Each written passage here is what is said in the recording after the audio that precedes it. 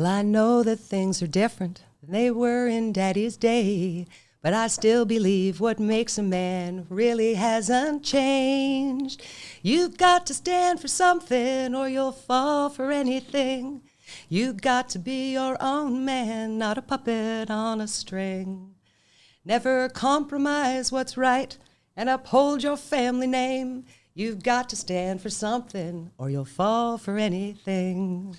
Ain't that the truth, Anna? Indeed. Ain't that the truth? Indeed. Welcome back. Thank you kindly, Manny. It's been a little while since we've had you on this show here. A month and a half, maybe? Yeah, and it was an interesting conversation we had with you at first. Indeed, it was. And there's been, as you were mentioning, as we were just off mic, a lot of interesting things have been going on in your life. Definitely. We want to get a little bit of a recap, as much as you can recap.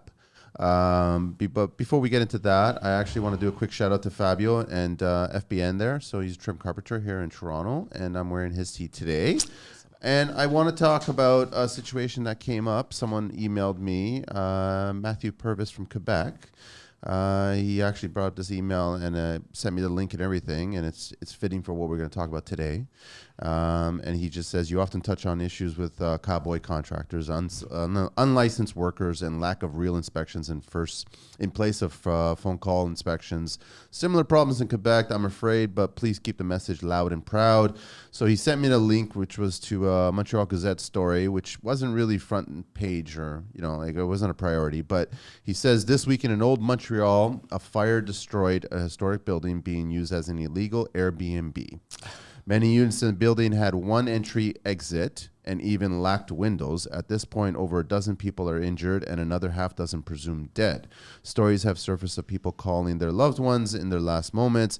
In my opinion, that these illegal short-term rental operations both contribute to the housing crisis, but by snapping up real estate that has been zoned for use for locals and undermine the actual skilled labor due to their fly-by-night nature. In any case, it's a national story, but if you felt inclined to bring it up on the show, of course I will. It's a talking point and where our industry is going. And I've always been, thank you, Matt, for bringing that up, IBEW Local 568. I get the Airbnb business people. They look at the units, they crunch the numbers, they go, we can make X amount of dollars if you pack all these sheep into this space, but they never discuss the safety. Like, and their thought process, I guess, if something bad happens, then we can figure it out that way, right? Isn't that what insurance is for? But insurance I'm being affects, facetious, of course. course. But it infects all of us, right? Of course it does. That's the trickle-down effect, right? So like this is, people died, people sick, and because you decided instead of making 10 units, you made 20 units, and you made 20 units unsafe instead of making 10 units safe, right? And then there wouldn't have been any deaths. There wouldn't have been any injuries, right? So as a business person, just wake up. Seriously. Like, wake up before you start crunching these numbers and going, we're going to make a killing. Well, you are literally making a killing. Well said. Which, that's the sad truth of it. Yep. And then you don't get a lot of airplay because it's not a big enough story, I guess, right? How sad is that? But I mean, people dying's not a big enough story. We were talking about that, how it's just like lots of things happen. Lots of things. And I was mentioning to it was a decade ago or whatever, New York, all the cranes were falling. Yeah. It was almost on a weekly basis, a crane would drop. And you're like, okay, well, where's the safety procedures attached to that? Especially for something as enormous as a crane. Yeah. And like you're hauling complain. material and you've got life still going on around everything. Yeah. And you got to work. We get it. It's dangerous. Like, we're doing construction while world is still going on around us. So we still have to be conscious of that, right? I think there's a huge gap, especially with regards to crane safety. Now, some job sites, of course, are run very well by quality supers with quality operators. We're not talking about those. We're not talking about those, and they are not the norm anymore. So just recently in Oakville, one of the job sites in Oakville, they were rigging the load.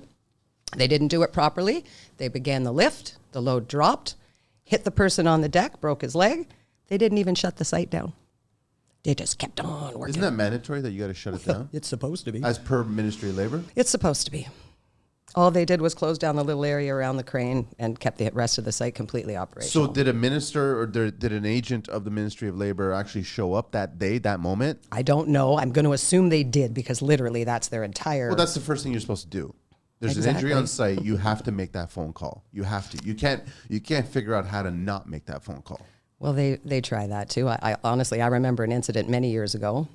It was a roofer. It was in residential. And there was a roofer, and he was up on the roof. He wasn't tied off. He lost his footing, and he fell. And he landed, unfortunately, on his hammer and really hurt himself badly. Oh. In the time it took for the call to be made and the ambulance and the police to show up, his foreman strapped him in safety harness so that he wouldn't get fined when the MOL showed up. This happens all the time. And of course, he hurt the person worse by jiggling his body around waiting. Like it's just but it awful. Also, like he could have really hurt him because he's not a medically inclined individual. He cared more about not getting in trouble because he didn't have his people working safely. And it comes back on the super, it comes back on the foreman. I mean, that's the deal these days, right? This is why so many people who are good at their jobs will not take a foreman position in this in Ontario anymore. You can get sued as the foreman. Right? So if your people get hurt on work, it's your fault. Well, how ridiculous is that? Personally speaking? Yeah. The foreman on the job is responsible for all of his men. And if his men get hurt, they can charge and sue the foreman. That's why nobody in our industry will do the job. So how do they protect themselves at that point? You can't. Because you're being told by upper management that you've got to get this scope done, completed, schedule, whatever, and they don't factor in people getting hurt or causes of potential injuries. They don't even factor in the weather, right? They just come at you and say, oh my gosh, we're a week behind, fix it. But it's been snowing for a week and your building is open. What do you want me to do? Are we that replaceable, Anna? Like that? Are we to the point, okay, so he got hurt, he's replaced within the hour kind of mentality? It seems to be, although we know that that is not an accurate statement to make. Nobody can make that statement because then you're speaking the truth. We don't even have enough regulated, qualified people to do the work as it stands today. Okay, so what's the Ministry of Labor doing about this? Because I know that on the media, he's been arguing about bathrooms for females. When I saw that headline, I literally threw stuff at the TV. Wasn't that a joke? It said, we're going to make the bathrooms more inclusive. That was the original headline on the news. We're going to make the bathrooms more inclusive. Out of the list of problems when it comes to labor in construction, we're talking about construction because I know that they handle all segments, right? But when it comes to construction, the list of problems, that's the priority? Seriously. It's embarrassing. It's straight up embarrassing. I'm not dismissing that we need to have proper facilities for both sexes. I'm not dismissing that. I'm saying that should just be a norm. That's like we're breathing. That's all it is. But there's far greater problems to be addressing. Definitely. And is it a conflict in the ministers or that organization because they're being scratched by big builders to not even bring this up? I got to say 100% yes. That's my thought. It's the only thing that makes any sense. Because you can't be turning a blind eye to these bigger problems than having proper facilities on a job site. Yeah, we do. Every single day. Because the truth of it is, Anna, you tell me, I mean, if that minister actually started speaking against all these things that were going on where people are being injured and things are not being done properly and you're hiding fines and all this other crap, they're going to be fired. He's out. 100%. They will be out. Yep. Just like the good inspectors. Any inspector that actually calls on the builder and asks them to properly stand up and do their job properly just gets fired. It is really, really, really far down the hole at this point. It's ugly in every respect. Now, is it a termination or is it a how do I say this without, I guess, getting my own knock on the door, or is it a suggestion that you don't speak about these things? Well, so for me, they just turfed me right off the site. You talk too much, you make too much problems, you're out of here. So that's how we solve you as a problem. That's how they solved me as a problem, right? When I spoke out against the safety issues on the job site I was working on, they just got rid of me. Isn't it a crazy idea, Anna, that why not fix the problems? Well, and this is the part that makes no sense. Yeah. All of us who work in construction go to work every day knowing that we work in a dangerous situation. It is. However, not for one moment do I go to work thinking that I'm going to die while I'm there. No one in construction should be having that thought ever. There should be so many things in place to prevent accidents on the job site, and all they care about is safety vest and hard hat. Right? You can drive a forklift through the underground at 50 kilometers an hour. Nobody cares. But oh my goodness, you're not wearing your hard hat. You're fined. Get off my job site. It's absurd. That's mandatory. You should be focusing on the bigger picture here. And honestly, if the person at work doesn't, I don't know. The whole hard hat thing kind of makes me laugh a little bit. You know, you're walking down the aisle of a building that has a roof on it, okay? There's a ceiling above you. There's no machines. There's no people. But if you don't have your hard hat on, you get a fine. And I said one day, I'm holding it in my hand. That's just in case, elephants come crashing through the ceiling. I need something to scoop it up with and put it in the garbage. Like, for heaven's sakes, right? I'm not saying that hard hats are not important. Of course they are. All but PPE there's is common important. sense. Common sense. Stop complaining about the safety people on site. It's all they want to talk about.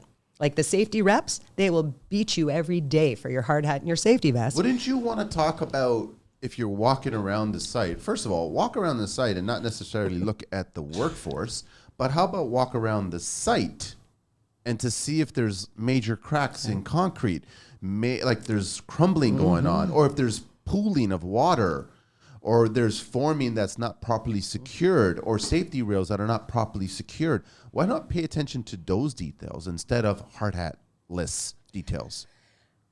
Honestly, I don't know if it's the safety reps themselves who are told, this is your purview, stay within it. Don't ruffle any feathers, don't cause any waves. That would be my suspicion. Okay, so what's the actual mandate of the Ministry of Labor? It's to protect us. It's supposed to be to protect the worker. The worker, yeah. Mm-hmm. So the Not worker the builders. Isn't it? No, it's not. Not the money train, Well, the workers. that's the funny thing is that you get a lot of programs in Canada, because I only want to speak about Canada because I don't know too much about it in the U.S. or other countries. But you get a lot of programs that are designed to protect an entity, but they forget about it. Not only that, so what they've done now is they have put so much onus onto the worker. So we're trained and safetied up the butt, right? Like we'd have fall arrest and all these other trainings. Tailgate and they're toss, all excellent, that, toolbox, everything. excellent things to do. Yes. But the real long and short of that is to put the onus back on us. So now if we get hurt on a job site and say it's something we fell off a ladder, just for an example, the ministry can now turn around and say, well, but you've been trained. I've taught you 6 ways from Sunday how to properly walk up a ladder. If you fell off the ladder, whose fault is that really? So that now is affecting the WSIB portion of a workman's safety. This is a tangled, ugly web from where I sit, and there is no protection left for workers. And it's just gotten worse and worse and worse. It really has. Now throw on top of that, so I looked into this a little bit after our last chat, because somebody reached out to me and said, what about the College of Trades? What about the College of Trades? What about it? And I said, well, yeah, what about it indeed? So do you know there has not been not one deficiency written under a single trade to a single person in the entire college since 2018. That would be the year our illustrious premier was elected. And since he took office, there has been no inspections performed by the College of Trades on construction sites in Ontario, period. Not one. If they're performing, okay, so I'll rephrase. There has not been one deficiency written. So maybe they're showing up, but if they are showing up, they're not catching anybody and they're not doing anything. So you're saying in 4 years, 4 plus years, everything's perfect? Exactly. According to the College of Trades, it's perfect. There's no way. So we're all still paying. But I had to renew my license in August. Still have not received my ticket. Like you get a sticker and a thing, right? Yeah. They haven't bothered sending it to me in the mail yet since August. This is the College of Trades hard at work. And there were no issues when it was just the C of Q, when it was Ministry of Labor was in charge of that. Things were much better. Yeah. Right? We paid less money to be part of it. Our rights were far greater protected. Now, since the college has come in, the tripled in price to pay your dues every year, and nothing. So why can't we hold the builders accountable? Why can't we get the people that are protecting us to go after them? Well, I think we should really, really try. How do we do that? Well, so there are some interesting things afoot. But, a really good example. So I think, honestly, this is going to come back on the individual homeowners to start making some noise about the stuff that they're buying, right?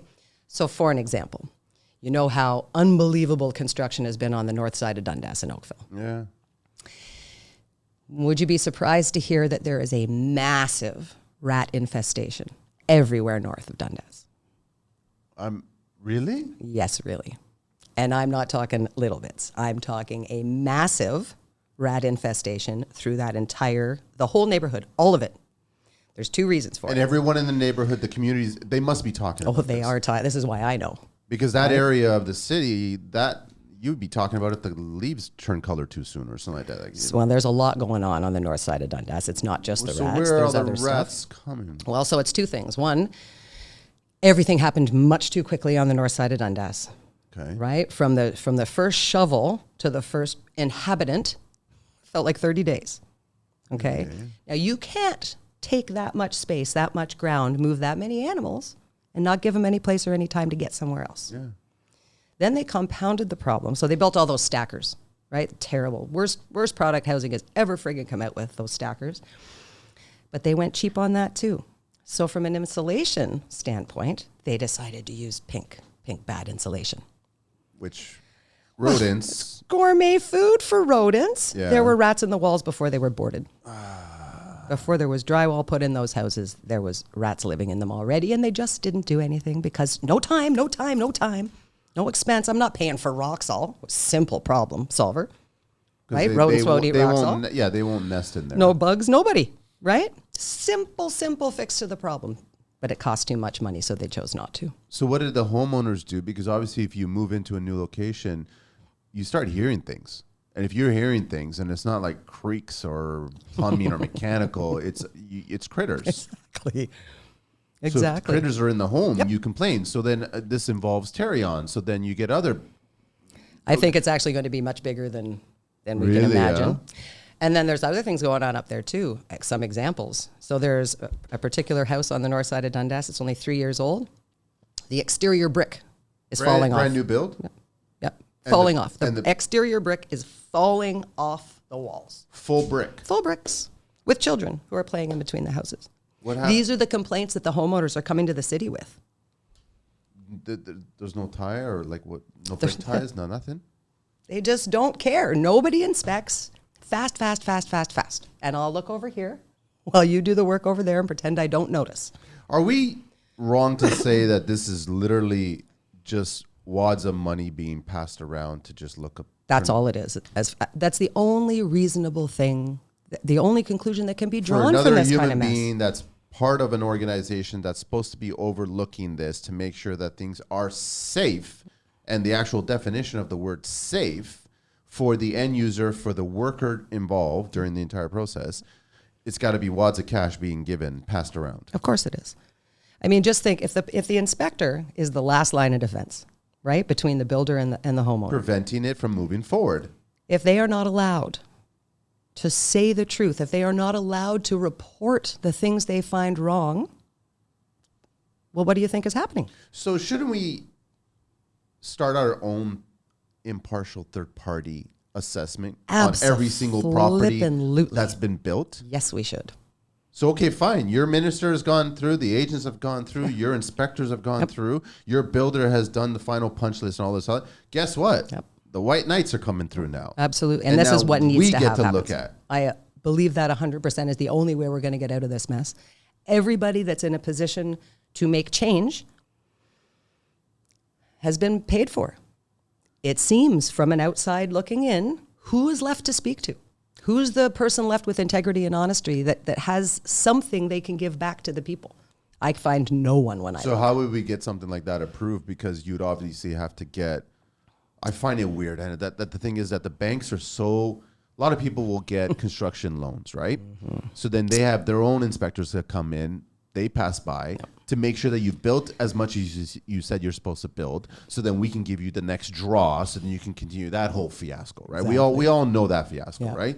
So they only care about what's been built, so then we can give you the money for it. But nobody really cares about the end product. No. And again, the only reason this matters to me in any way, shape, or form is because it's us, the people who are buying these homes, who are getting screwed. And we're not just getting screwed, we're getting sick. Right? Yeah. Again, with the north side of Dundas, there are more pending problems with mold. Anybody who's got a Juliet balcony over the front walkway has got mold because those pipes are on an outside wall. They cheated the insulation, right? They blew an inch. Really? No, it's just awful. It's just awful. And it's obvious to anyone who works in the industry. All you have to do is walk into these places and you know exactly what's happening.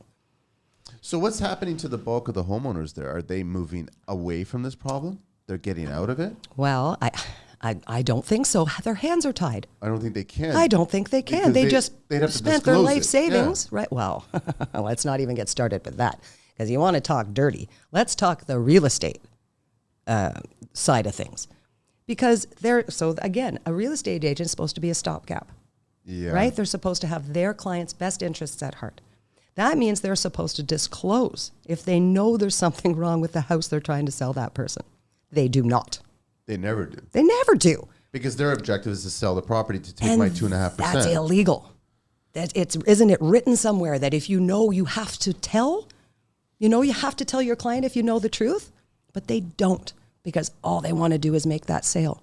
When we were talked earlier about the trickle-down effect, it is so big. There are no pieces of this whole industry left that are not touched by this corruption.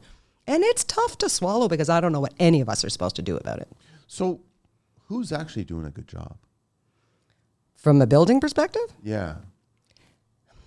Well, I mean, there are some, without a doubt, Yeah. right? But the biggest players are dropping the ball.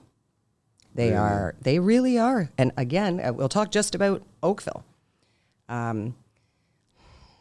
There are issues with flood mapping. They are building in the floodplain. They are doing all manner of things that are not allowed, and nobody is stopping them from doing it. So they're building structures knowing full well that these structures will not last decades. Correct. And it isn't a little part of Oakville either. So did you I don't know if it was recent, maybe a month or two. No, probably a month ago, that the media I was surprised by. They actually said that Ford's plan to build the 1.5 million homes in the next 10 years doesn't seem achievable now.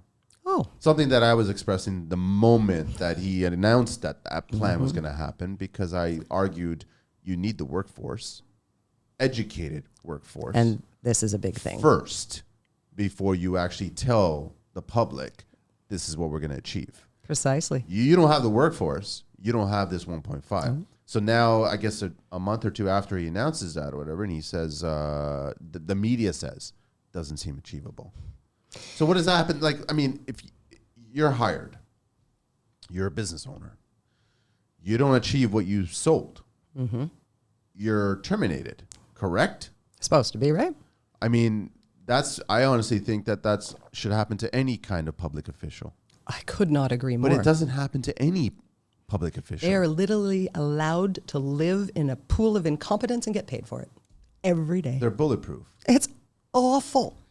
And then they also get a nice Canadian government pension attached to that. Don't get me started. Complete security, while all of us, we're all on our own. Yep. That's another thing most people don't seem to. Whenever I bring that up, people get very upset. That's not how it works. I'm like, you know what? Do a little research. That is exactly how it works. By the time you want to consider retiring, there isn't going to be any assistance. No. I don't care what anybody says.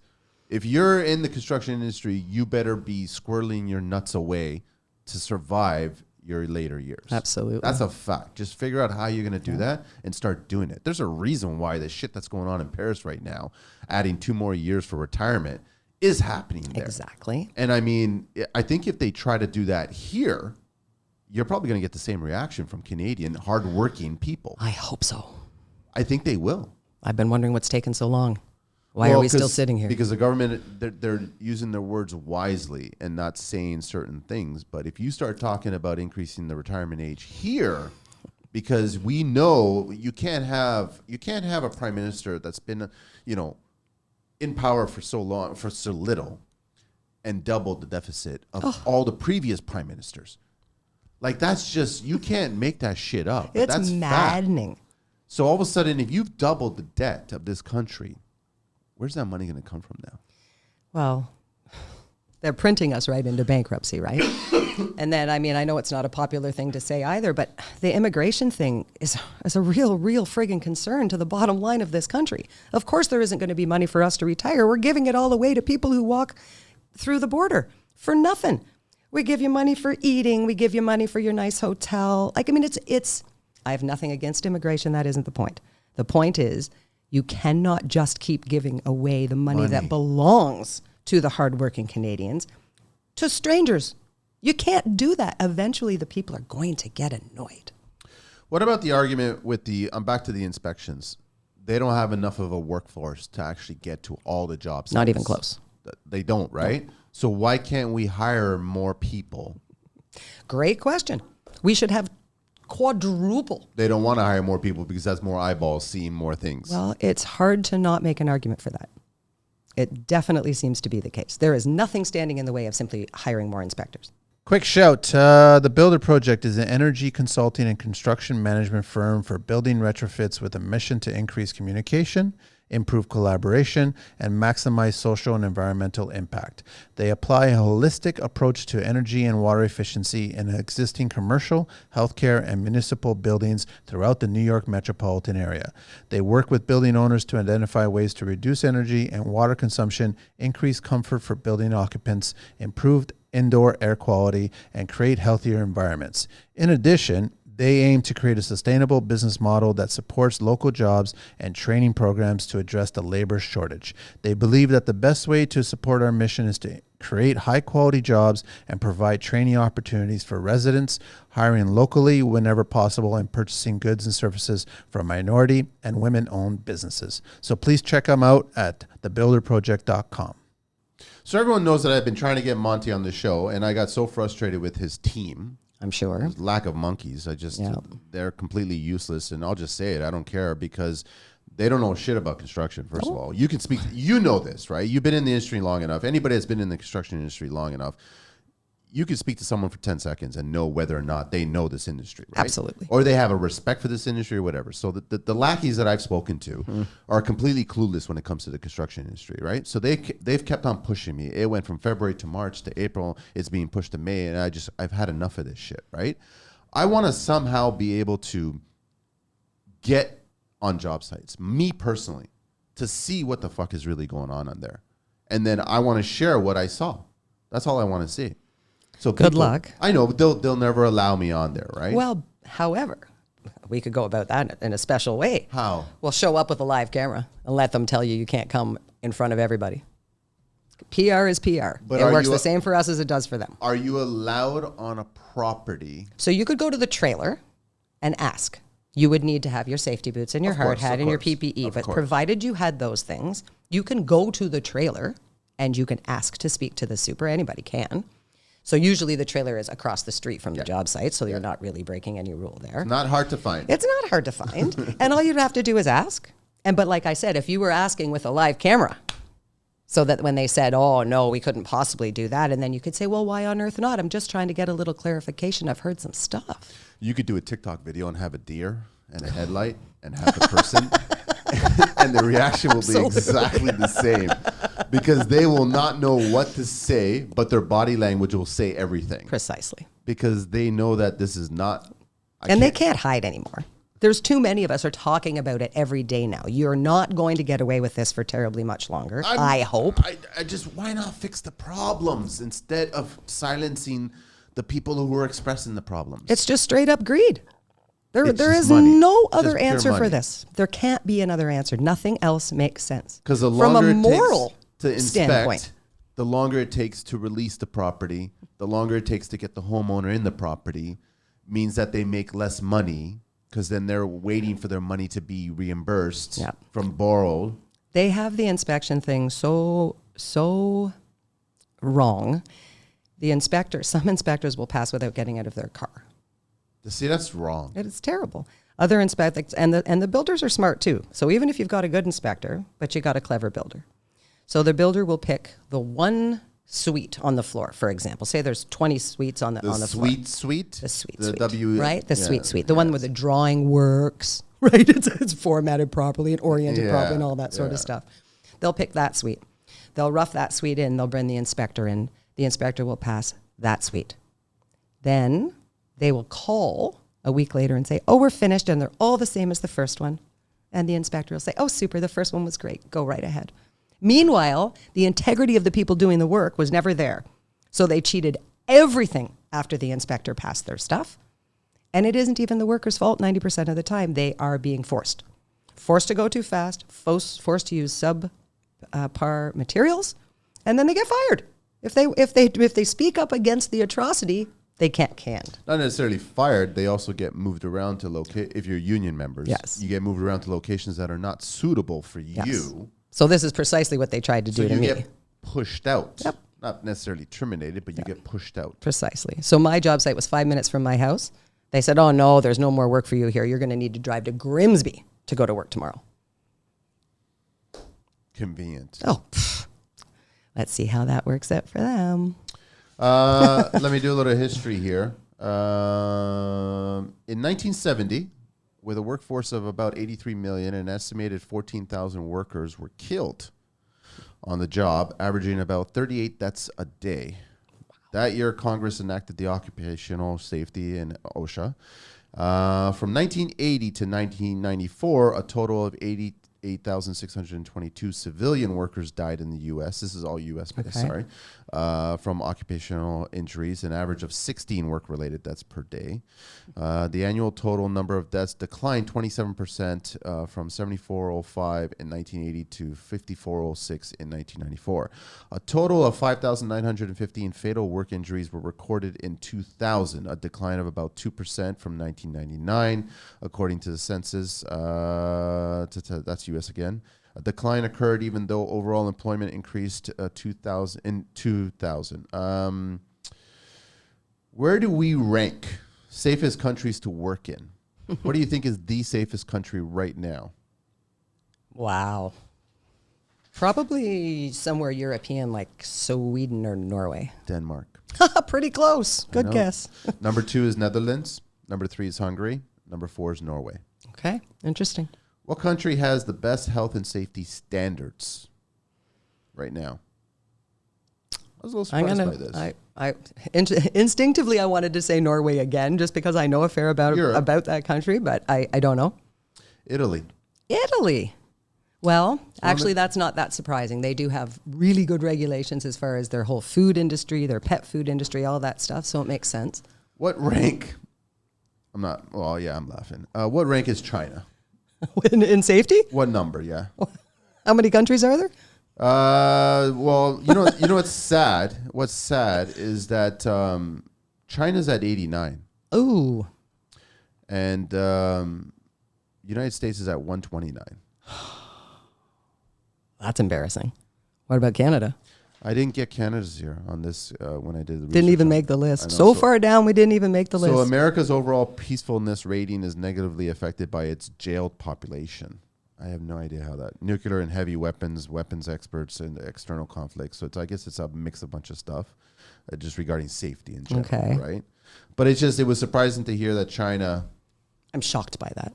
right? But I mean, China's way down the list at 89. I don't know exactly where it is, but I mean, we, as a nation, shouldn't we be looking at this data and going, okay, so why is Italy the safest? Why is Denmark, Netherlands, Hungary, Norway the top 4? And speak to their governing bodies and go, what are you guys doing that we're not doing? You know, that makes me think of, because I'm Canadian, makes me think of the same exact thing as we should stop studying our Indigenous and start learning from them. This is the same exact thing. Why do we spend so much money picking things apart in an effort to understand? Why do you got to understand? There's nothing to understand. Learn. When we want to know something, we just Google it. We're not Googling Oakville.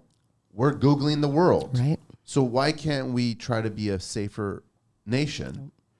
I have to believe that there are great pockets of people in Canada who want that. Of course. I have to believe that. But our voices are being stifled. We get fired. We get pushed out. We get swept under the rug. We're told to be quiet. Then we get threatened, you know. Oh, well, you be quiet or I'll take your husband's job too. You know, it's ugly and people are afraid. And of course, that is a horrible place to be. To be fearful to say your truth is very un-Canadian, in my opinion, right? This is the land of the free. Aren't we allowed to say our truth without fear of recrimination? But it's very un-Canadian to make the threats.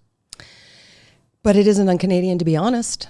Yeah, it's true. And I mean, it's a catch-22. I know it makes people uncomfortable. They don't want to talk about it, but you cannot exist in your comfort zone, right? Nothing grows there. We have to push the boundaries. We have to ask for answers. We have to hold the people who make these decisions accountable to what's happening to the rest of us from their rules.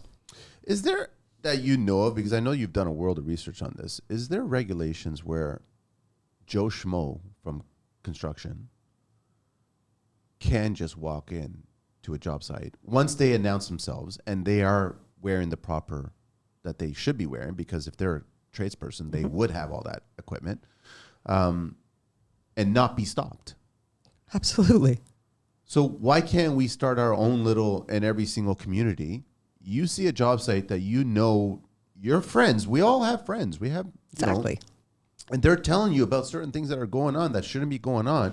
Why can't you just step on that job site and go, listen, guys, I'm going to make light of this. I'm highlighting this. That's what I think we should do. Every single community should be doing that. And I really think we should push towards making something like that happen. I was discussing with one of the politicians in Oakville, a couple of whom reached out to me after our last podcast, wanted to learn some more stuff, understand some more of the things. And we batted around an idea about establishing, for lack of a better term, we'll just call it building trust, where someone like myself, for example, someone like yourself, for example, would be responsible to vet contractors, right? The point, and so I know people say, well, it's just like Craigslist. Well, the difference would be that you're vetted by your competition, not from somebody who stands to make any money by giving that referral, but by your competition. Mm-hmm. Now, I think there's some legs there. Yeah. And I also think there's a big group of people who would be very interested in that information. I have a person I know right now who is, well, I'm pretty sure she's attempting to sue the Electrical Safety Association or Authority for the work that was done in her house. The incompetence is mind-boggling. And when she reached out and said to the contractor and said, listen, I'm seeing some real issues here. Please don't send this person back to my house. Please send someone else, as I do not have any confidence in this person. This is her reaching out to the ESA. Yep.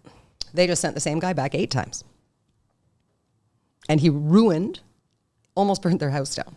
This is a licensed electrician? Yep. Again, right? Supposed to be. Okay. How is a person who holds an electrical license doing this kind of work and getting away with it? I mean, I do want to say that having a license doesn't make you perfect. No, but it certainly should give you a qualification to do the job. Yes. Right?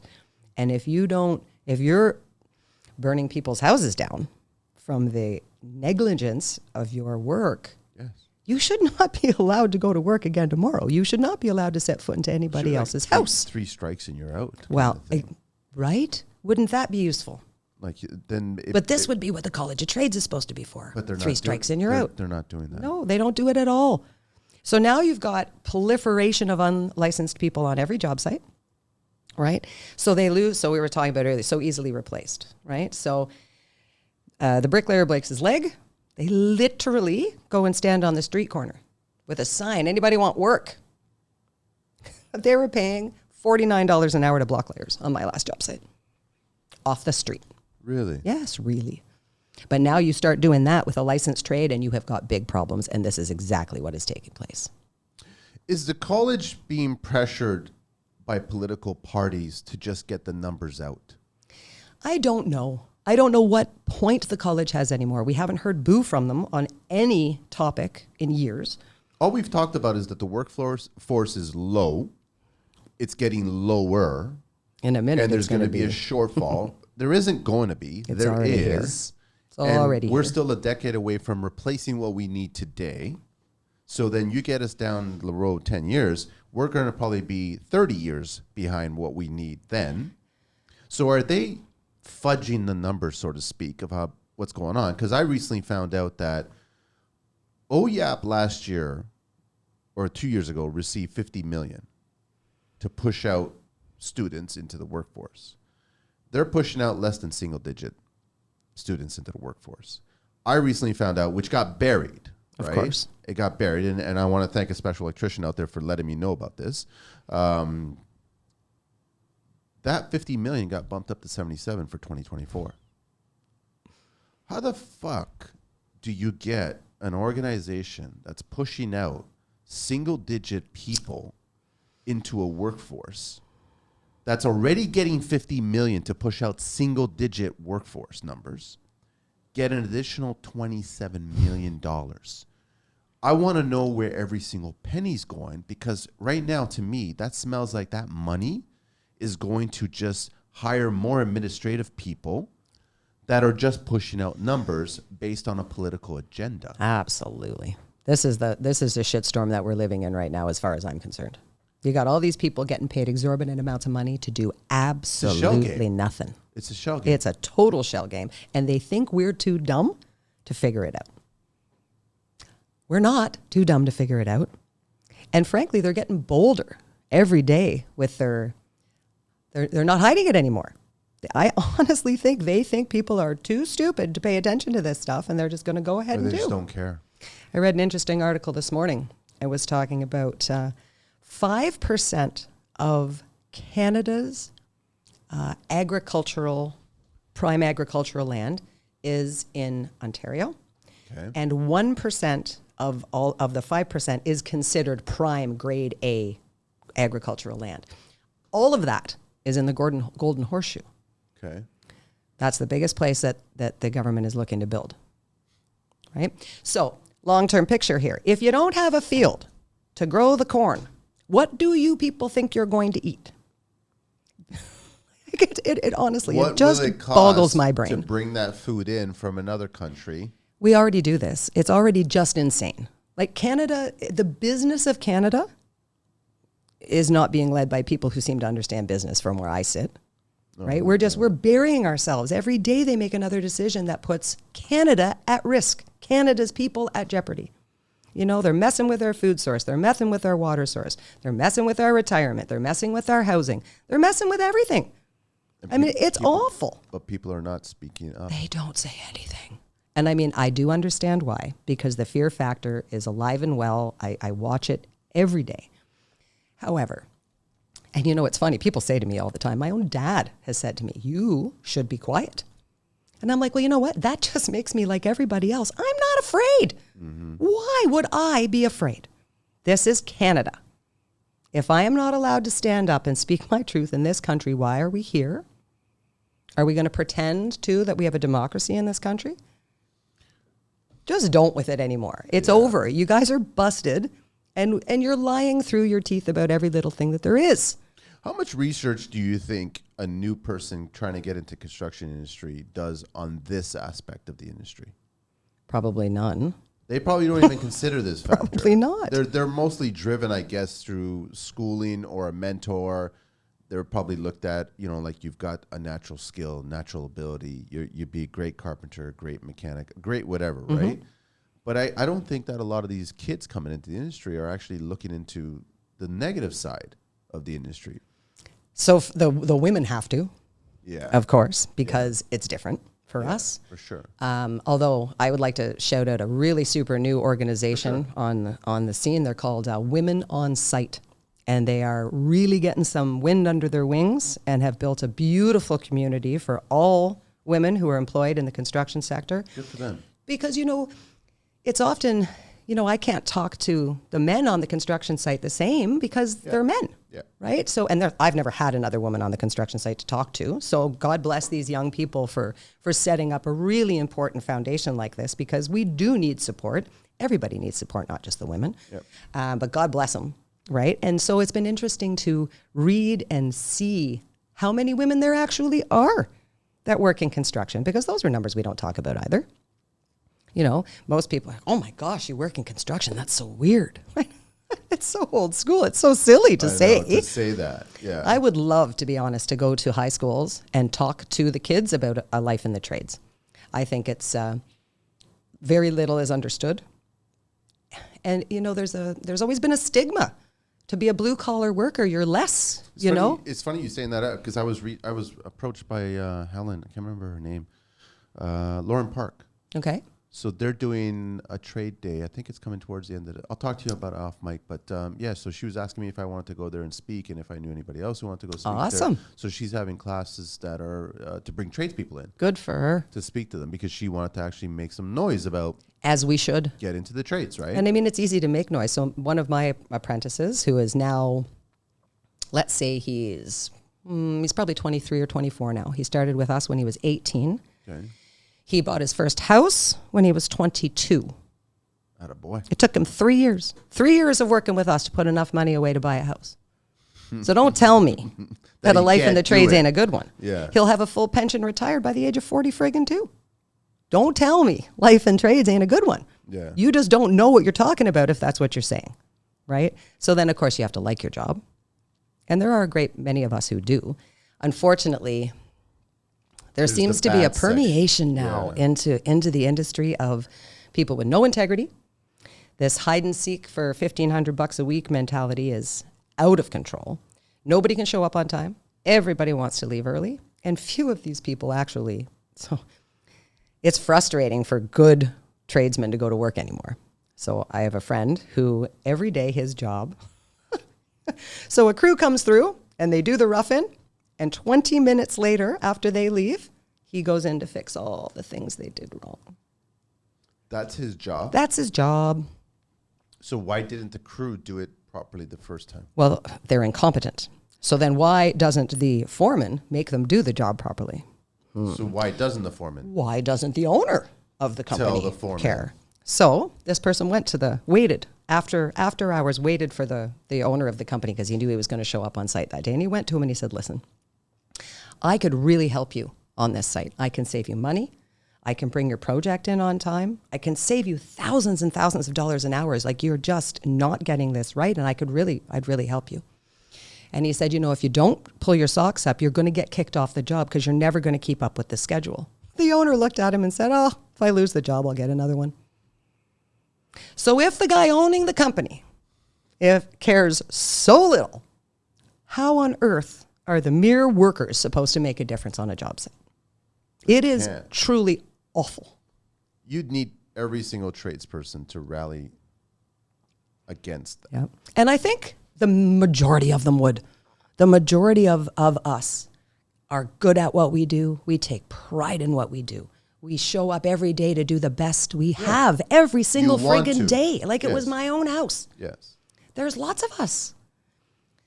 But all anybody hears about are the ones that are no good. It's always the stories are about the people who cheat and lie and steal. It's never about the thousands and thousands and thousands of us who are awesome at what we do. Nobody ever wants to talk about that. But we should. What about all the blind marketing attached to these big builders, right? When they sell things a certain way that are never built the way they're said that they're sold. How is that legal? How is it legal that That's a misrepresentation of a product. Gosh. It's literally false advertising. Yeah. What about the whole conundrum? And I'm not terribly versed on it, but I know it exists where so they'll sell out their pre-con. Yeah. And then the market changes. So suddenly they could charge way more for those houses than they did to the people who originally bought them. So they just fold the whole thing, Yeah. scam the people out of their money, reopen under a new name the next day, and sell it for 3 times more. How is that legal? And the sad part is that if that ever were to happen according to the rules, because I remember speaking to somebody that was on the show regarding pre-con, you lose so your money's covered and you'll eventually get it, but you're not getting any interest attached to that amount. But they did. But they did because they received the money. That's straight up theft. And if it's been sitting for 2 or 3 years and all of a sudden the build goes bust, you'll get your principal, but you're not getting any interest. So then you basically loan money to somebody who made money off of your money. How can that be legal? That's not legal. That's They not do it fair. every and day. They do it all the time. Yep. They do it every day. Another thing I recently heard, which really pissed me off, there's a particular builder, huge builder, and they like to fancy themselves very charitable. They're always giving money here, there, and the next place. Well, I just found out that every contractor who sets foot on that job site and gets the job has to give 10% of the job back to the builder. They're taking kickbacks. They're taking kickbacks and using it to build things. I'm going to get in shit. They're taking the kickbacks and they're using it So all for their charitable contributions. I know exactly what they're doing. They're doing the Montreal Stadium. You got it, Pontiac. That's what they're doing. Nobody cares. And it's blatant. If I know, don't tell me the powers that be don't know. I'm an irrelevant person in the whole scheme of things, but I know. Yeah, but isn't this how we've got such billionaire construction companies out there? Absolutely. This is how they built their billionaire construction company? Let's talk about, if you want, the Evertrust and the building collapse in Welland in February. Do you know what I'm talking about? Yeah. So that building collapsed twice, right? It collapsed, and then a week later, the other end collapsed again. I found it very interesting that the builder's name was Evertrust. He's operated out there under many different names, built many different buildings. I think he's missing a letter on that start of that name. Right? But he just keeps suing, folding, opening again, building more buildings. Nobody stops him. Now, that particular building, I wanted to know what was going on there because I talked about this in the podcast. I said, the shit is going to come crumbling down around our feet anytime now. So I wanted to know what happened in that building. So I went looking in some engineering forums and talked to the smart people, the ones who really, really know, right? So this core slab construction that is everywhere in Toronto, Yeah. the words attached to that are pattern of collapse. Pattern of collapse. So they know how it's going to collapse. Absolutely. Absolutely. So I'll explain it because the structure, it'll make you angry. So you've got your heavy steel structure. That's the skeleton of the building. Yeah. Okay. So let's just say for the sake of argument that the steel beam is 12 inches across. Okay. So you got a core slab that comes and sits down on the beam about 3 inches. Then you Bearing. got this one come over, sits down about 3 inches. Bearing. They do not tie together. They do not tie to structure. They just sit there. They're floating. They're floating. They're not tied I'm to not an engineer, anything. and I have a problem with that. You should. We all should. So it's fine and dandy, everybody says, as long as the earth doesn't move, right? Earth moves. So It's rotating all the time. I'll guarantee, well, I shouldn't I say haven't I been out guarantee. there, but I shouldn't it's- say things like that. But my guess would be that we're talking a freeze, thaw, and that's what brought that building down. Because they kept on shifting it. Yep. So everything just twists until they separated enough and fell. And again, you can look into it. There's many people had things to say about it. Intelligent engineering people I've watched a fabulous thing where they actually circled and pointed at the collapsed parts. Like you could see, they knew before it happened it was going to happen. So was it drawn to be tied together? No, this is not how it works. So the engineer already knew. This is how core slab works. Wow. Then to back it all up, then they finish the building with styrofoam. Right? What does that do? That doesn't do anything at all. At least if it was brick or something, there might be a little extra reinforcement, but no. They just slap styrofoam on the outside and call it a day. So like a rebar or a small pour in between the core slabs, tying the two together, anchoring it. Listen, I That's grew up, not enough. I grew up on Looney Tunes and I was fascinated. I'm losing. Hang on a second. I'm losing. What am I losing here? I was like losing my headset. Did I anything to spare? No. Oh, I'm sorry about that. I was like losing. I grew up on Looney Tunes, watching them do the hot rivets into the metal ironwork. Right? Like Yeah. they don't build buildings like that anymore. No. But you saw that happening. You're like, yeah, a hot bolt being hammered into cold steel. Once it cures, it's never gonna set apart. Nope. Never. We don't do anything properly anymore. That's the long and short of it. Every possible thing they can find to cheat because it saves money. So every place that they can save 5 cents, they're going to do it. Is it the term saves money or makes them more money? Well, it makes them more money. It's not saving anybody anything. It's just padding what they get to put in their pocket. And I guess you don't really get the workforce trying to rally because they're already being given peanuts to begin with, right? And again, it comes back to they're afraid of losing their jobs. And they should be. Unlike the builder who can get another job tomorrow.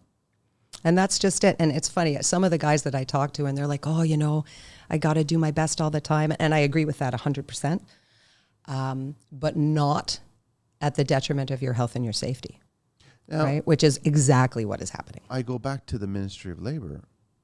Isn't that part of their scope? Of course to it is. protect the labor? Of course it is. It's their whole scope.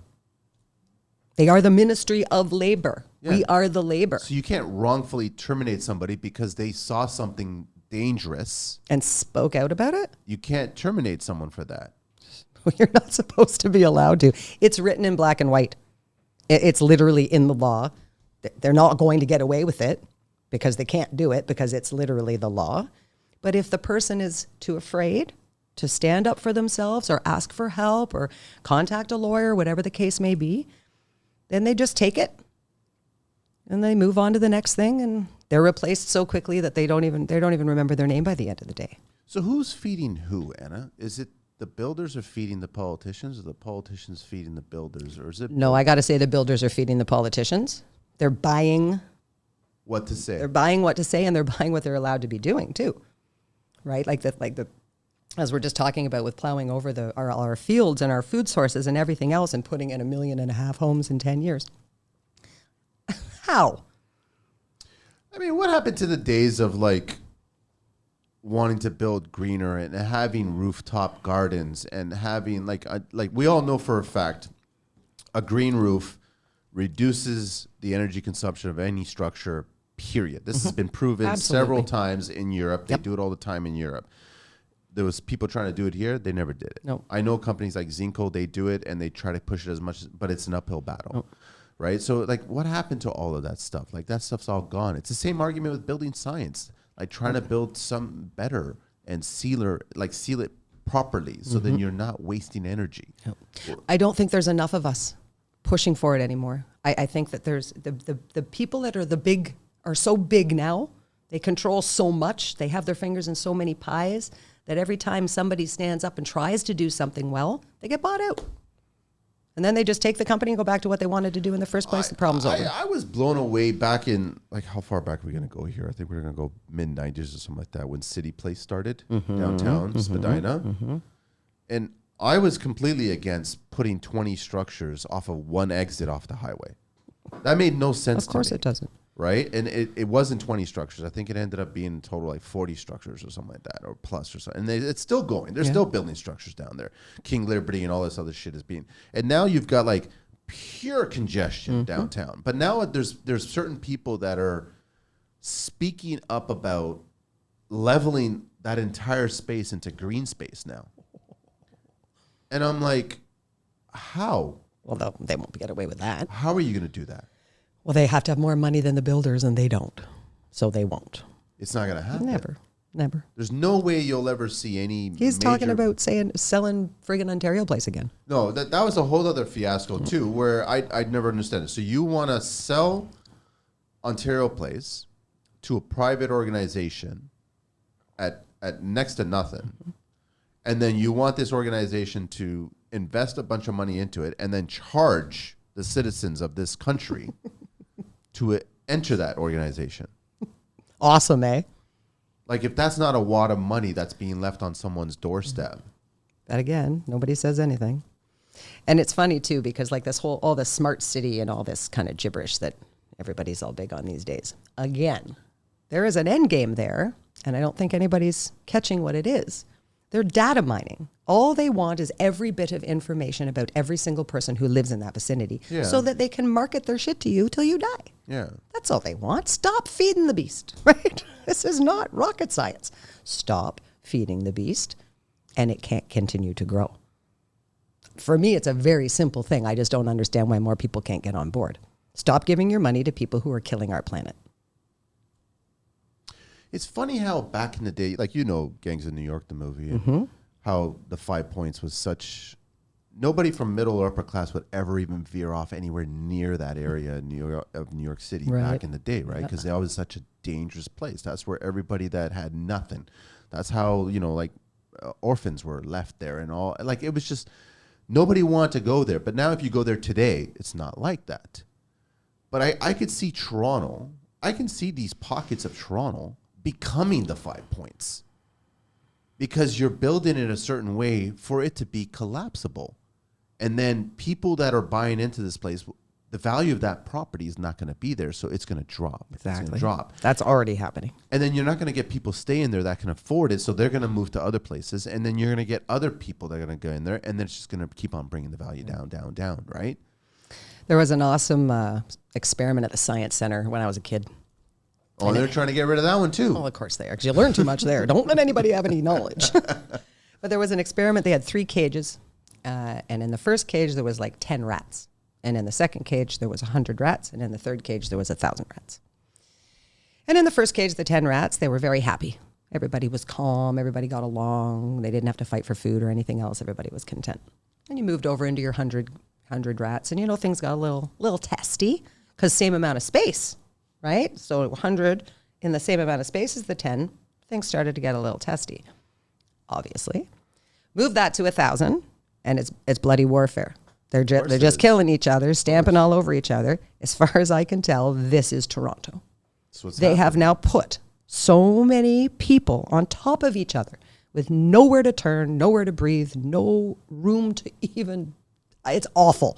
People choose it though, so I can't say too much because of the people who live there obviously do it on purpose. I like it. It doesn't work for me.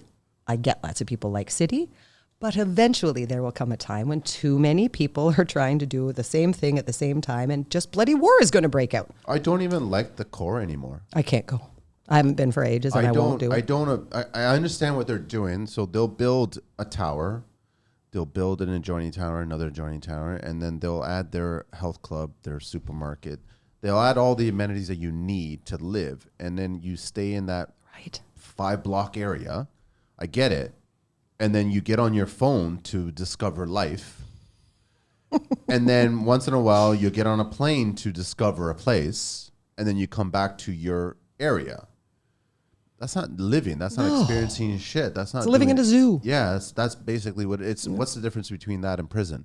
At this point, you're being told where to eat, what to eat, when to eat, where to drive, where to walk, But again, as long as the people are okay with it, but people they're are going to continue to get away with it. A lot of money off of these scenarios, right? No these real life scenarios that are being unfolded right now. Absolutely. And then if they fall apart 5, 10, 15 years down, it doesn't even make 15 years. No, and this is another huge problem, right?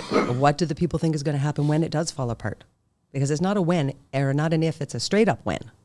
Well, so now you paid all the money, right? And you're in your beautiful place and it collapses or whatever, right? The bricks fall off, your kids are sick from mold, you're leaking everywhere. It doesn't matter what the problem is. If you're a homeowner and your brand new house has a problem and nobody will help you, what do you think happens to the psyche of that person?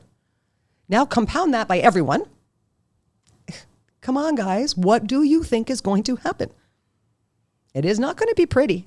When this shit lets go, it is going to be something like we've never seen before, in my opinion.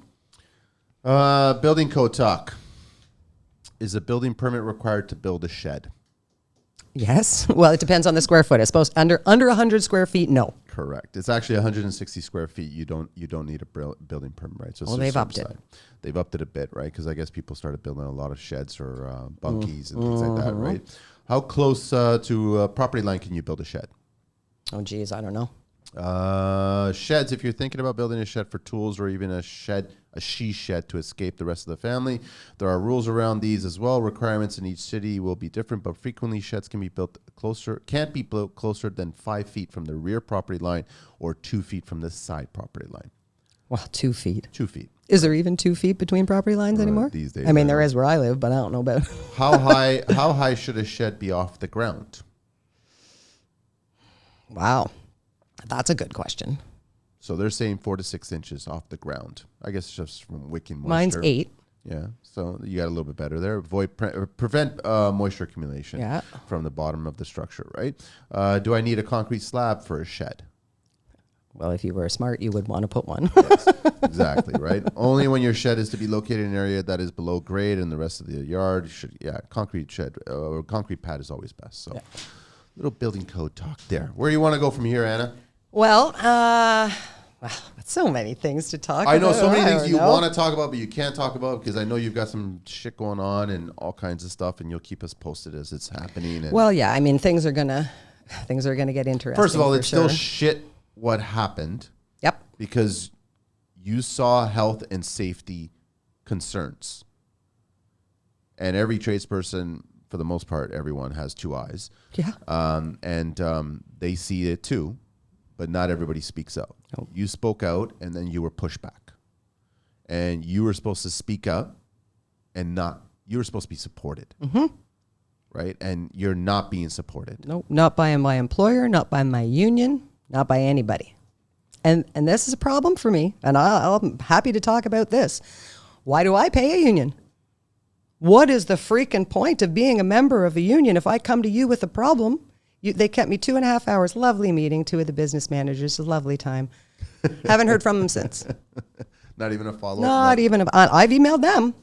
Haven't heard one word back. Are they still assessing things? Oh, they're just ignoring me, hoping I'll shut up and go away. Joke's on them, though, because I am never going to do that. So what is the point? And everyone knows how unions used to be great, in my opinion. And then, like anything that human beings touch, there's a potential of corruption. Right on. I don't give a shit what it is, at what time or what era, what century.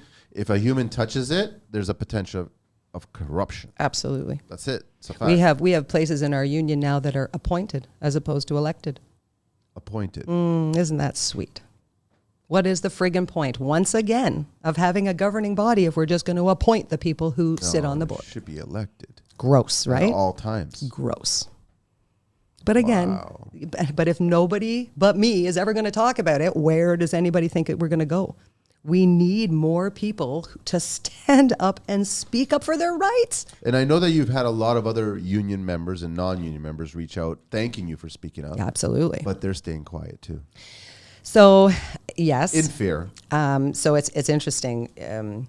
A bunch of podcasts have been spurned from the first time I came here with you. I've had 5 or 6 invitations to go and speak with other people who want to talk about the same thing.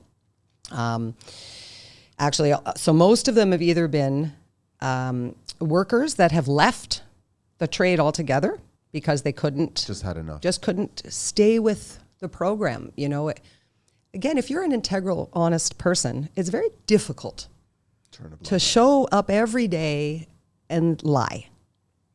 I know I couldn't, which is why they got rid of me. Right? I'm not doing this, and I'm just going to keep calling. I'm going to keep ratting you out. I'm going to just keep on doing it because this is what the right thing to do is. Yes. Right? But I don't know, how did we ever get to this place where everybody's so goddamn scared of the government? They're just puppets. They're not even qualified puppets. Why are we afraid of these people? We voted them in. We can vote them out. They're just people. But I don't know, there seems to be a lot of people putting them up on a pedestal, let them be all illegal up there and stuff, and I don't get it. They are corrupt as the day is long. They show themselves every day to us. They don't even try to hide it anymore. But we all just said, oh, that's good. You guys do that, and we'll just vote for you and give you all our money. Well, I'm not doing it anymore. Is it a little boys club? 100%. Like once a newish person gets in there, 100%. they're introduced to all the other boys that are, this is how it works. Of course. I mean, again, how many times can we watch the same thing play out and not know that this is what is taking place? The worst thing I see is when someone comes in, they use certain words or phrases to get elected. And then they backtrack on those words and phrases. They're still elected. And we don't complain. We just elect them again. Although I got to say, I was pleased to see that there was, I think I heard yesterday, 47 different people have thrown their hat in the ring for mayor of Toronto. But 47, at least people want to come out and try. I took a little bit of hope from that. I don't think the numbers have been like that in years past, right?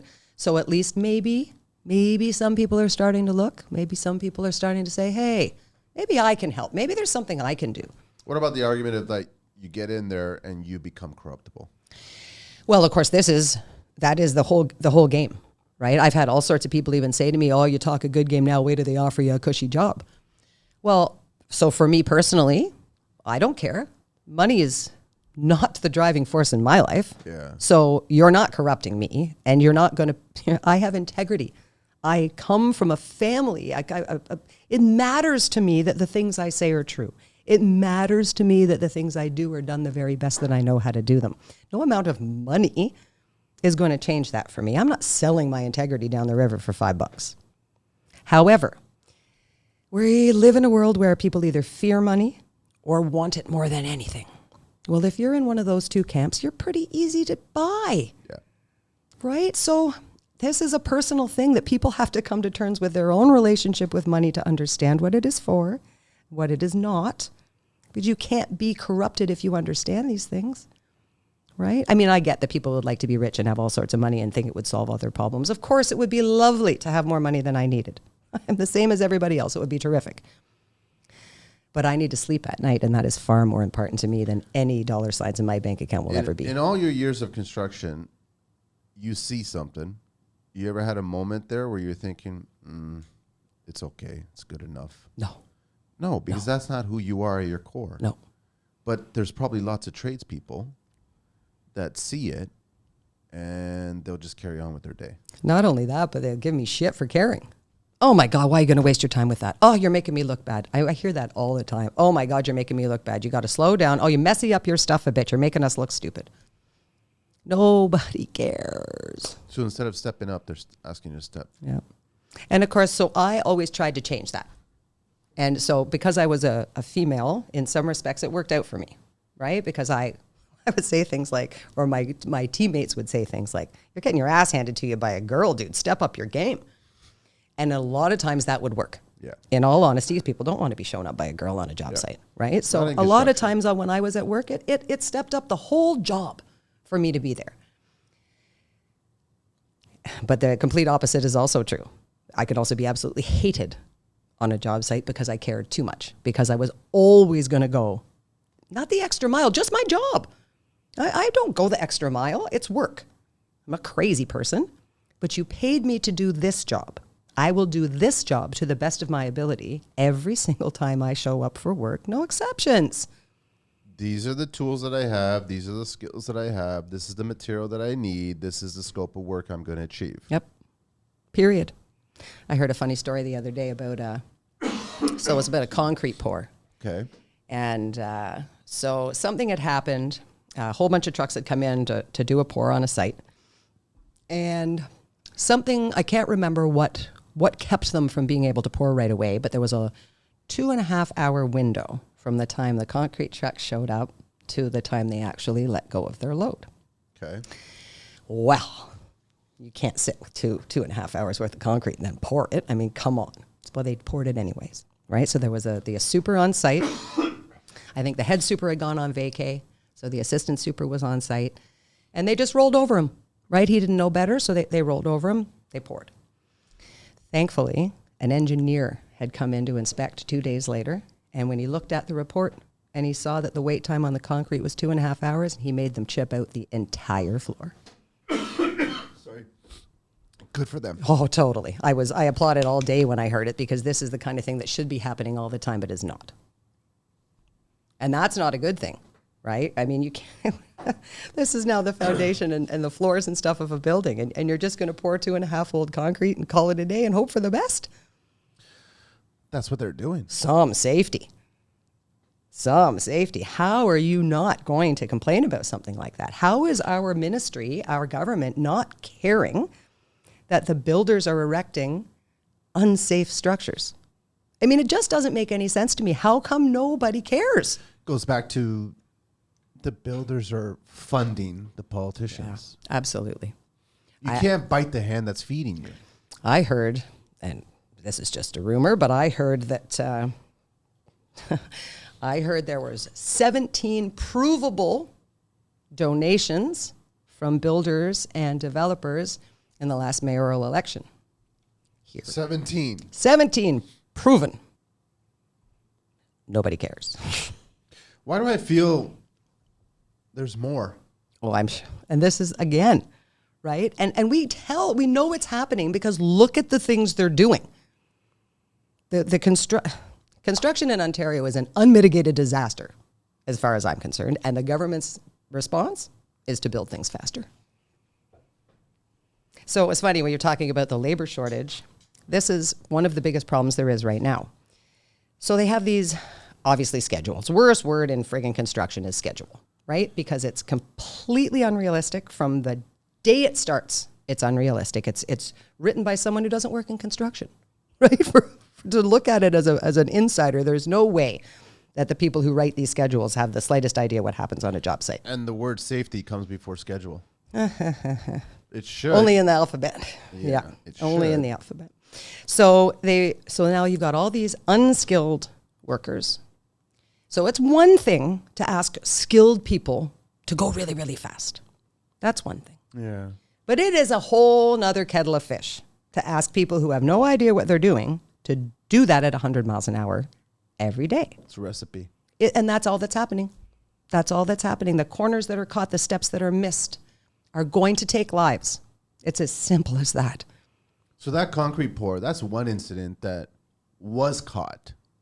How you can many only weren't? imagine the You ones got it. that have been blinded. Exactly. And it goes on and on and on. Of course it does. And if it had have been, this was a young, inexperienced super, but if it had have been an older super, he might have been paid to look the other way. So, but I mean, there's also a bunch of, okay, so you got the engineer who caught it, but also, okay, the truck driver who's leaving the yard, who knows what time, like, listen, I've interviewed concrete people. They know when that mix went in, what time. Exactly. To the second. They know when that truck arrived on site to the second. They know how good that batch is for how long. So, I mean, the truck driver should have said, I can't pour this. Absolutely. All the trucks should have walked away. Stopped. Yep. But instead, they thought, oh, this kid will never know. Let's just go for it. Just Get sign my home. I want to paper. get home, sign Yeah. the paper, all that stuff, right? Again, I'm not painting the whole industry with one brush. That's just a particular example. But I have to believe this kind of stuff happens literally daily.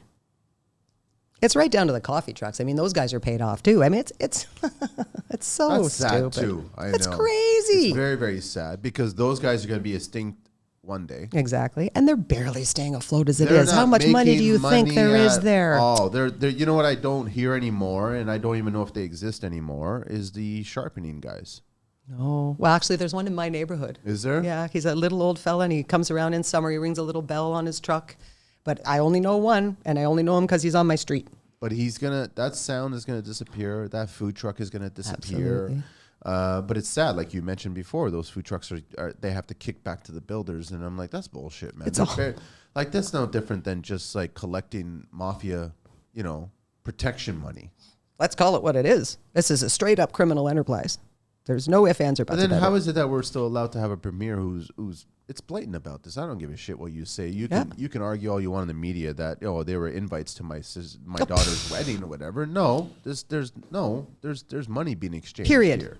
And we all know. Because you had people buy certain pieces of land that were not available to be built on before you announced that they're going to be built on. Absolutely. I have a lovely little map showing the proposed for The Greenbelt. what's crap. that? What's the number? Is that highway 411 or something? I can't remember what it's called. Yeah. And then on either side of the highway shows who owns all those parcels of land. Give me a friggin' break. And this is public knowledge. Just go look. You don't have to take my word for it. Go look. Wow. It is, I mean, like I said before, they're not even trying to hide it anymore. And we just keep electing the guy. Like, not me, but it's, I don't know. When did we ever get the idea? It's almost as if our citizenry seems to think that our government is a savior of some kind. I'm hopeful to think that the majority don't. But I think that the majority don't want to ruffle feathers. Well, does the majority realize what's going to happen when they just pluck all their feathers? But they have their house and they're fine. But they keep forgetting that they might have children, and those children might have to buy a property one day. And they're going to be buying a property that was built by one of these people, that was approved by these politicians, that was inspected by these ministers, and it collapses. Yep. And maybe, and I'm not wishing it, your child loses their life as a result of this, whether working in there or living in there or being near there. And you could prevent that whole thing by speaking out because you think that everything's fine right now. But no, everything's not fine. Your children or your children's children might put themselves in a situation that you could have avoided. Yep. I'm not even sure it's going to take that long, to be honest. It's not going to, like, it's not going to be my, apart. Yes, and it's not going to be, I don't even have grandkids yet. It's going to be before that. We're on the verge, as far as I'm concerned, of disaster.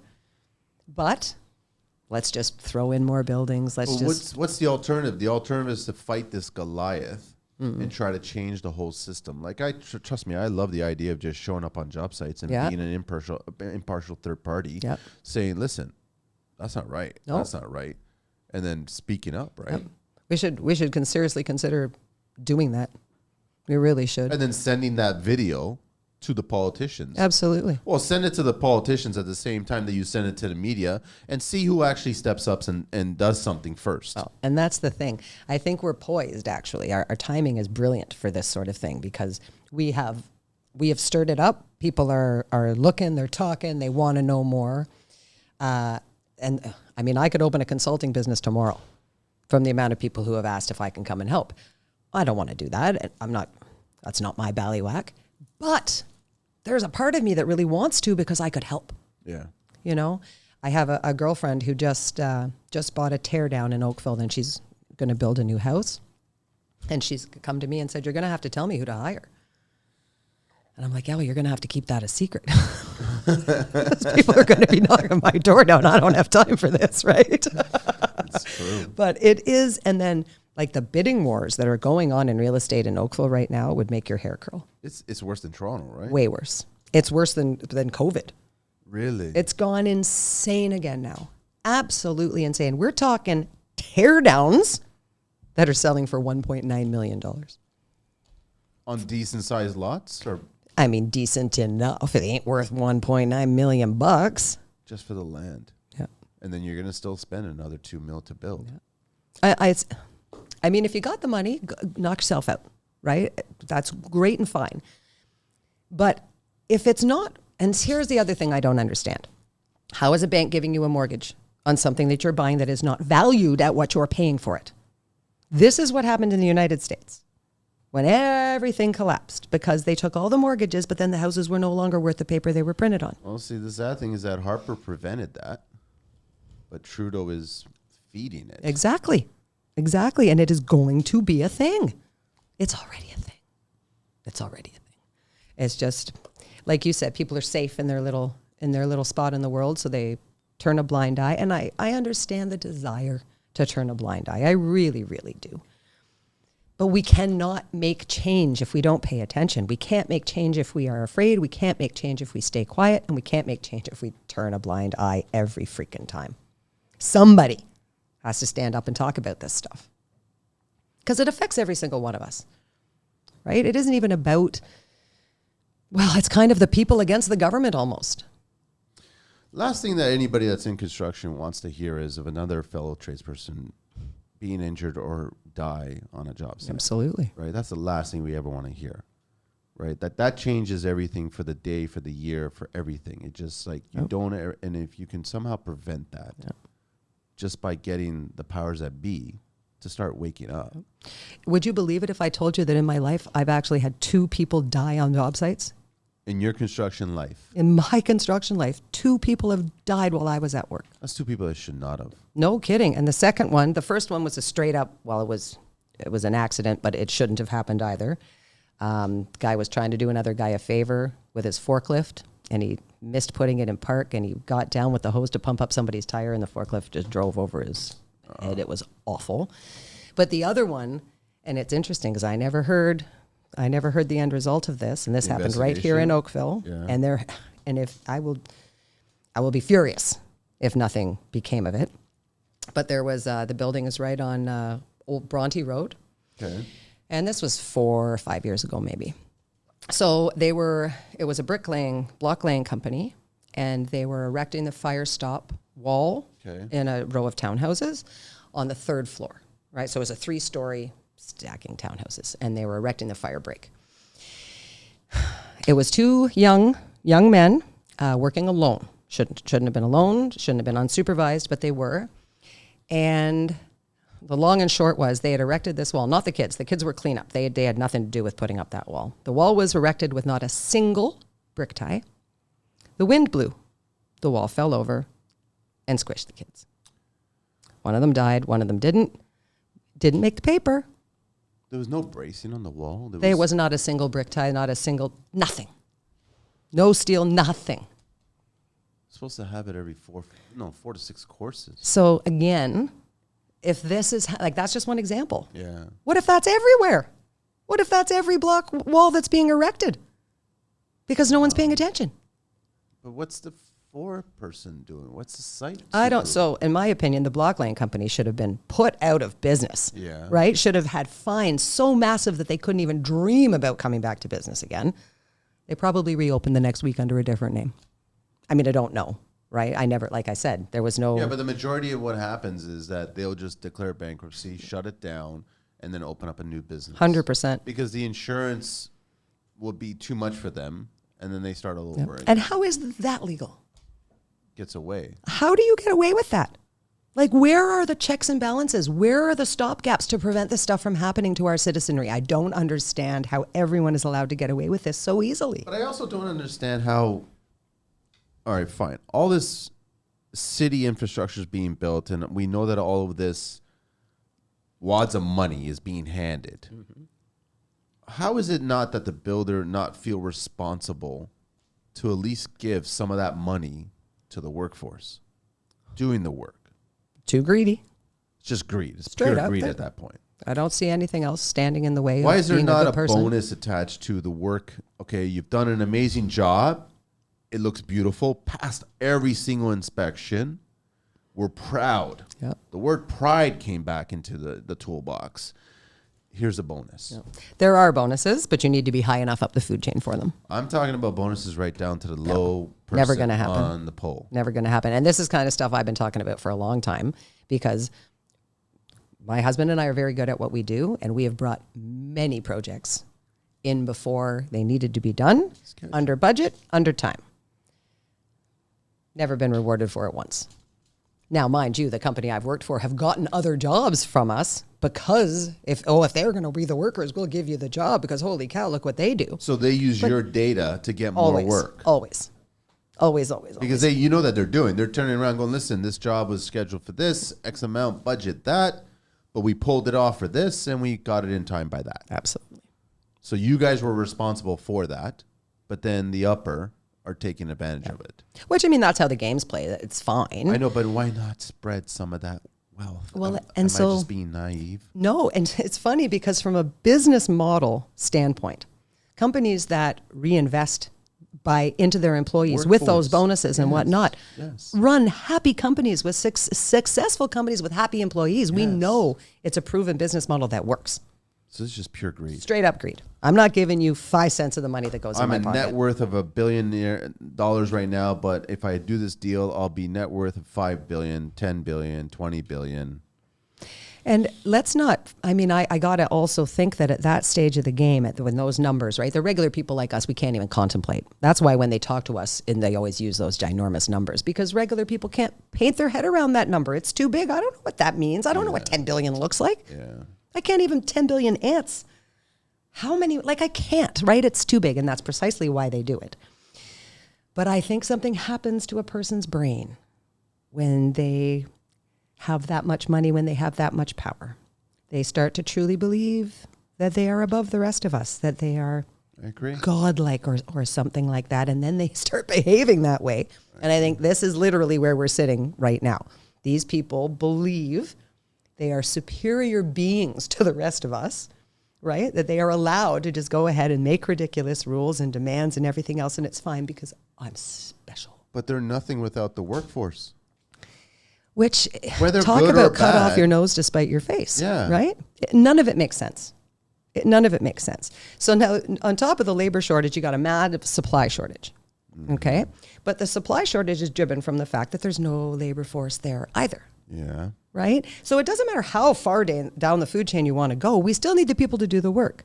If you piss us, every single one of us off, who's going to do all of your bidding? I know, but so most of these builders are all union driven.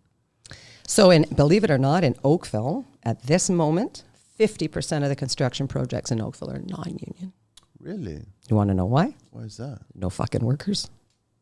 Really? The union can't staff the jobs. Where are the workers? Well, they're not part of the union.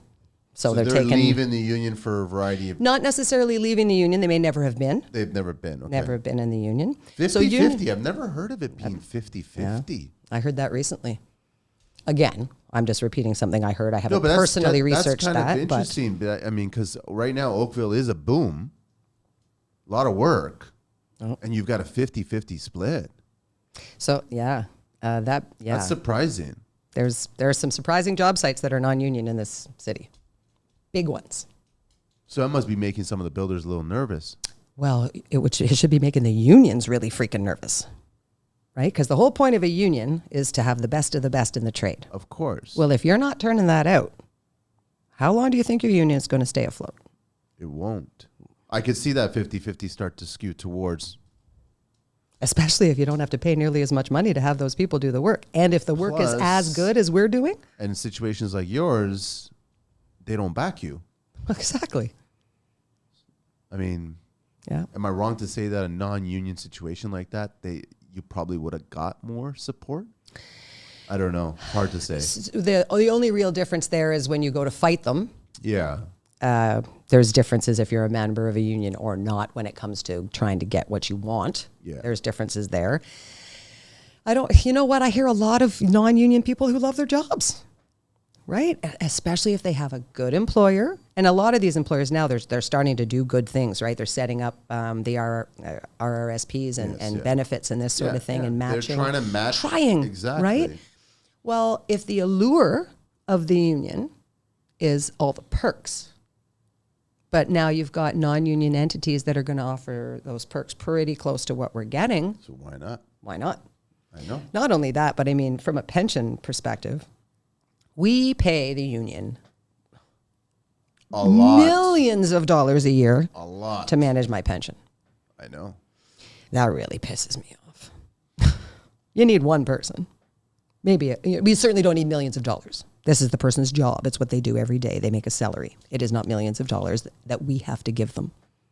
Plus, I have to wonder, if it costs so much, why isn't my shit way better? I don't know.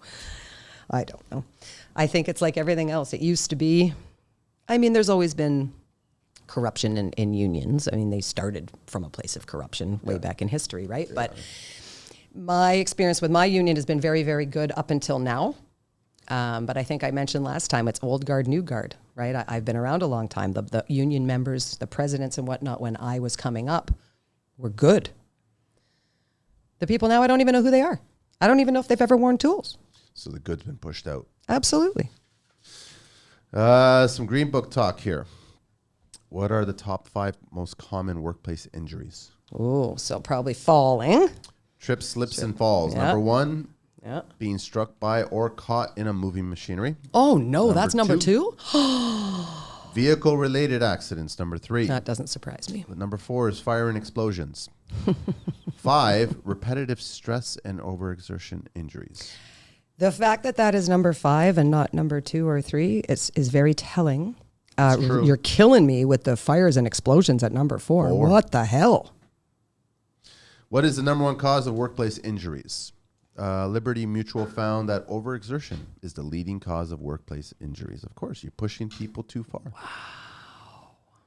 Wow. What causes 90% of all workplace injuries? According to recent studies, 80 to 90% of serious injuries are caused by human error. Today, employers emphasize the importance of safety and accident prevention, and yet every year, many workers are seriously injured or die while on the job. The number of preventable work deaths increased 9% in 2021, totaling 4,472. In addition to preventable fatal work injuries, 718 homicides and suicides occurred in the workplace in 2021. These intentional injuries are not included in preventable injury estimates. Why would you put those in there? Because it just makes the numbers go up. Absolutely. And I do want to make there was a recent tradesperson that a lot of us knew, and I got reached out to, and he, young guy, he committed suicide. I'm so sorry. And that's one that I knew of, and I knew him through Instagram and social media. He would always reach out to me and ask me questions, and I like I said, I've always answered anybody. But then someone reached out to let me know that so and so passed, and I was like, sorry to hear that. And I'm like, that's one person that I'm knowing about, but I know that there's a lot of suicide in construction.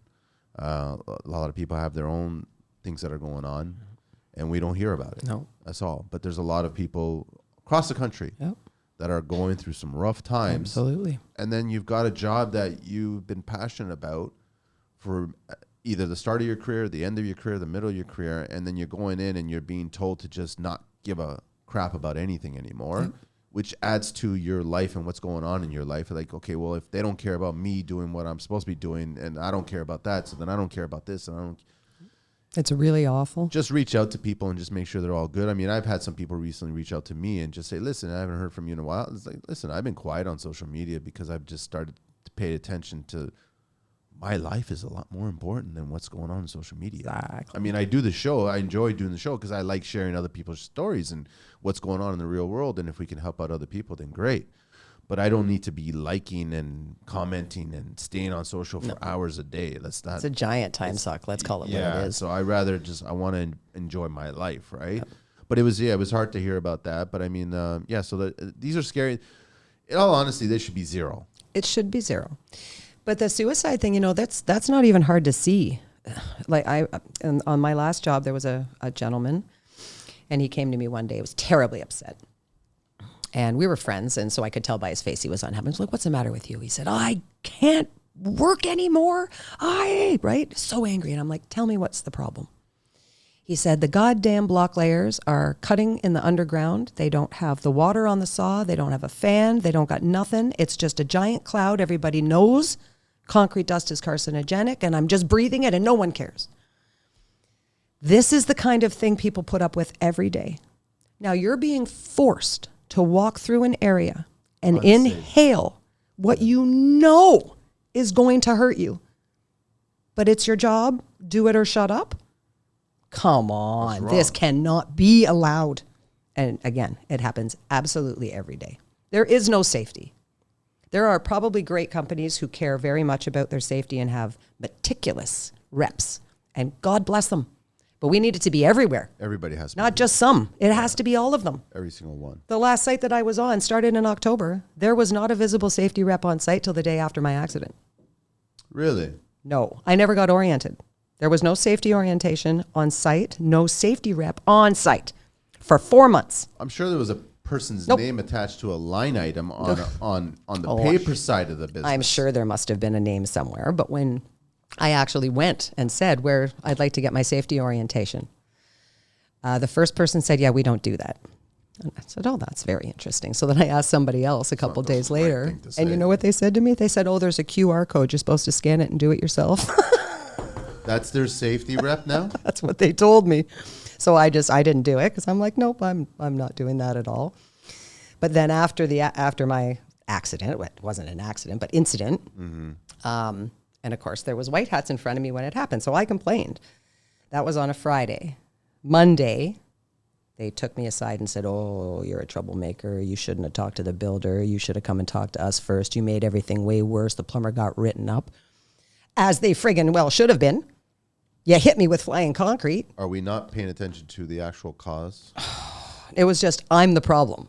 So that kills me because I had complained about this specific problem 4 times in the 2 weeks leading up to that incident. 4 times. You cannot just chip holes in a building above the people that are working with no watchman or safety tape to let us know. Yeah. Because when you smash it and it comes flying out, what do you think is going to happen? Yeah. Right? So 4 times I complained. Nobody said, oh, Anna, shut up. So this time it bounced out, hit me, right? I was walking down the hallway, flew out, hit me in the leg. So I spoke up, right? That was on the Friday. Monday, they took me into the room for the little chit chat. Tuesday morning, there was finally a visible safety rep on site. And Tuesday afternoon, I was told there was no more work. After spending the last week delivering 24 suites to Rough In. Become efficient when that happens. Oh, it's amazing efficiency when it suits them. There wasn't a fire extinguisher in the building. So 4th leading cause is fire and explosion, but there's not even a fire extinguisher in the building. And I called them out on it in the safety meeting. I'm like, where's the air horn? Should be on every floor. In every stairwell. Yeah. Where's the fire extinguisher? Where's the air horn? Oh, you have a cell phone. I'm like, oh, that's super. So I'm bleeding out and I'm in shock, but I should dial instead of just give a little, like, shut up. Yeah. Cheap, use your, and well, the cheap, well, it's, like you said, it's not cheap. It's how much more money can I put in my pocket by ripping the rest of you off? Yeah, that's what it is. Right? Back to what you were saying about there's a certain thing that happens to a person when they start making so much money. They just become a certain type of person. It's sad. You got a busy year now? What else you got a lot in store for the next few months? A lot of happening. You don't. I know you don't want to share so much on what else is going on, but we got to wrap up the show. But I mean, yeah, you're going to keep on fighting this fight. I am going to keep on fighting this fight, and I'm absolutely going to advocate for better building practices in Oakville. I want to establish this building trust. I want to move forward with that. I want the people in Oakville to have a place where they can go to be guaranteed that the person who comes into their house to do this work will do what they've been asked on time, on budget, and properly. I think you should call it building trust. I did kind of name it that when I talked to the politicians. Of course, they wanted to run with that, and I'm like, there can't be politicians involved. Like, that defeats the entire purpose. It's a conflict of interest. It cannot be anyone who stands to gain from the recommendation. That's why it has to be me. Yes. It can't be all these other special people. It's just going to be little Anna. Start creating building trust inspectors. I'll be one of beautiful. yours. Beautiful. I have no problem. I'll walk on a job site. And I think it's terribly relevant, very, very important, and really something we should try and do. I'm really good at making friends. I can tell this about you, Manny. I'm really great at making enemies. No, I'm just teasing. I'm pretty good at both sides. I look forward to getting on these job sites, and then I have no accountability. I don't have to speak to the politician. I don't have to speak to the builder. I'm there to see what you're building. I think it's a damn good idea. I literally just want to see what you're building. And if I see something that's wrong, I'm going to photograph it and document it and discuss it. Yep, absolutely. Then guess what? The only option is to build it better. Wasn't that a crazy thought? I have so little faith in it taking place. I don't even know what to say. How do we get a hold of you again if someone wants to reach out to you through TikTok or? Yeah, so I'm Answers with Anna pretty much on everywhere on social media. Yeah. And which has been very interesting, actually. A lot of people get a hold. Which is wonderful, and I love that, and now there's this big, beautiful, like-minded community of people who want to see change made, who understand that as citizens, it's our responsibility to get involved.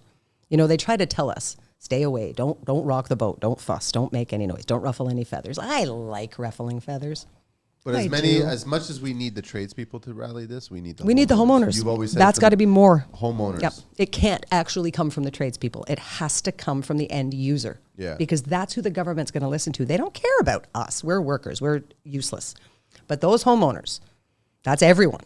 That's every single, well, not every single, but darn close to a majority of the population of our country. Yep. If we could get them all on board saying the same thing, it really wouldn't take that long to affect change. Yep. There are more of us than there are of them. Let's go. Okay, Anna, we're going to wrap it up. We've done the 12 questions. So we're all good with that. That's it. Beautiful. Thanks for having me, Manny. Always great to see you again and just chatting up, and then come back on the show whenever you're ready. Perfect. Thank you so much. More. All right. We're out of here, Angela. Thanks.